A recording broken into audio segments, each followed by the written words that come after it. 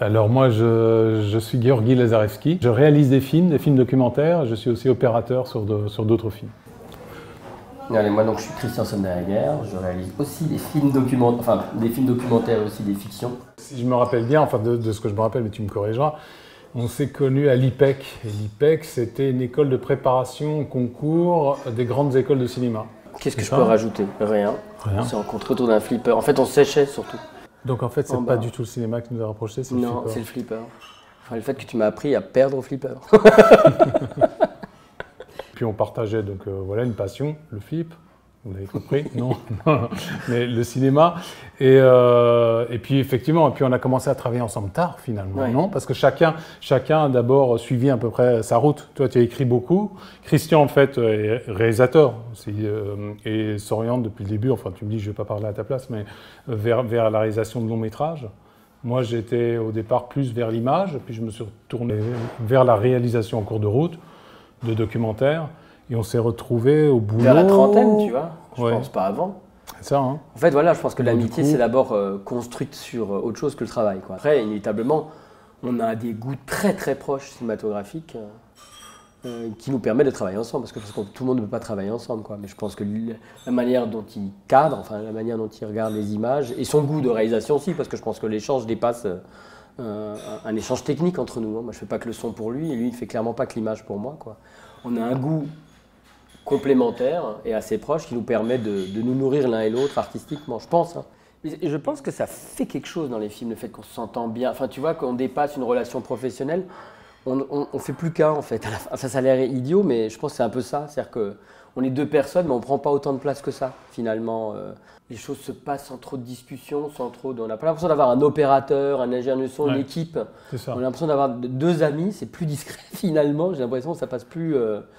Voilà, parce que le lien nous évite beaucoup de discussions et peut-être de conflits aussi d'ailleurs. Puis ce qui nous permet de rester complètement concentrés sur le sujet et d'être vraiment... toute notre énergie, finalement, va à ce qu'on fait et pas à comment on vit, comment ça s'organise, etc. Qui seraient des relations qu'on devrait normalement avoir si on avait des rapports hiérarchiques. Tout ce contexte-là est éliminé, il reste que, finalement, le film. Le film et l'amitié, bien sûr, et les deux vont ensemble parce que ça se nourrit. Parce que du coup, c'est cette amitié qui fait que on parle en permanence du film, on a des idées, on échange. Oui, qu'il y ait des conflits, qu'il y ait des moments où on n'est pas d'accord du tout, des moments où l'un est fatigué de tourner. Enfin voilà, il y en a des états d'âme, il y en a partout. Mais je pense que ce qui nous lie au départ, hein, je pense l'amitié de potage de gamin, parce qu'on peut dire globalement c'est connu, voilà, enfin gamin est un grand mot, mais enfin adolescent, fait que ça dépasse tout. Parce que forcément, il y a eu des tensions, et ça, je pense que c'est arrivé, mais c'était plus lié peut-être à un état de fatigue, d'énervement. Moi, je sais que ça a pu m'arriver forcément sur le film, sur Zona Franca. Certains moments, certains jours, j'étais stressé parce que je n'obtenais pas ce que je voulais. Et du coup, que tu devais le ressentir, ou que peut-être que même à un moment, ça s'est transformé peut-être un peu en agressivité, etc. Mais je pense que j'ai pu aussi le réaliser, et ça va, je n'étais pas... Non. Mais en plus, je pense qu'on en profite en fait. Les tournages, c'est le meilleur moyen d'être ensemble en fait. Sans les familles, parce que nous, voilà, lui, il a 2 enfants, moi j'en ai aussi 2, ce qui distend clairement les relations, surtout qu'on n'a pas du tout les mêmes âges. Et je trouve que les tournages, c'est toujours la première chose qu'on se dit, ah, tu viens, on va aller en Patagonie ensemble. Donc il y a quand même cette idée aussi, il y a une joie de se retrouver. Parce que oui, on tourne, mais le soir, à un moment, on arrête de tourner. Et donc on en profite pour échanger et faire des choses ensemble, quoi. Il y a aussi des activités autour. Et moi, j'ai tendance aussi à considérer que le tournage, c'est quand même le meilleur moment d'un film. Et du coup, on partage le meilleur. Difficile d'expliquer une amitié, à quoi ça tient. C'est pas du co-cinéma. Sûrement pas, vu qu'on était copains avant le cinéma. Je suis pas sûr que ce soit professionnel, quoi, mais je pense que maintenant c'est plus. Mais ça touche.